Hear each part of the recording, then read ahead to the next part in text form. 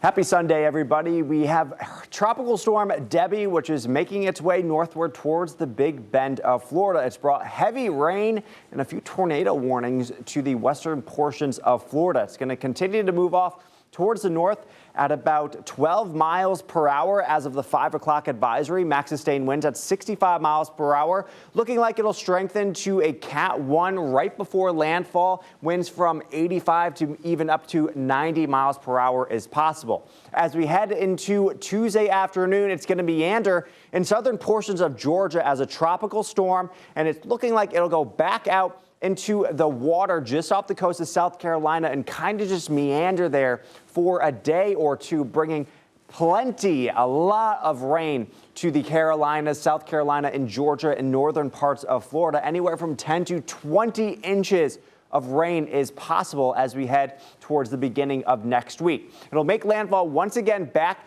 into South Carolina and then on a weekend into a tropical depression. So winds only about 35 miles per hour. After that, that's where it could either kind of heads up towards the Hampton Roads area as a depression, just bringing us some extra rainfall, not much in the way of winds. That is a good thing. Or the American model, which is taking it more out towards the west. Now, we have a lot of watches and warnings out there. Tropical storm warnings from Tampa up the coastline, some hurricane warnings as well in the Big Bend, tropical storm warnings in southern Georgia, and a tropical storm watch for parts of South Carolina. So here are the two reliable models, the European and the American model, looking like they both want to make landfall in portions of the Big Bend early Monday morning. It'll meander in southern Georgia as we get into later parts of Tuesday morning as well, but then it goes back out off the coast of South Carolina and Georgia as well. This is where they kind of start to break apart a bit. The European model wants to take it north in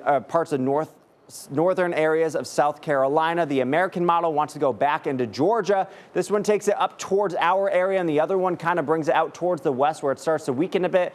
But for the European model, kind of wants to bring a depression type system towards the area, just bringing us some extra rainfall and then back out towards the New England areas. But that's also not the only thing we're watching here in the Atlantic. We have another tropical wave that has about a 20% chance of development within the next 7 days. Now, the environment is pretty good for this to continue to strengthen over the next week or so. So again, this is something to continue to monitor, not much to worry about right now. But again, the tropics are starting to wake up here as we start the month of August. So it's always important to continue to check in with your local news station just to see if there are any more updates on these storms.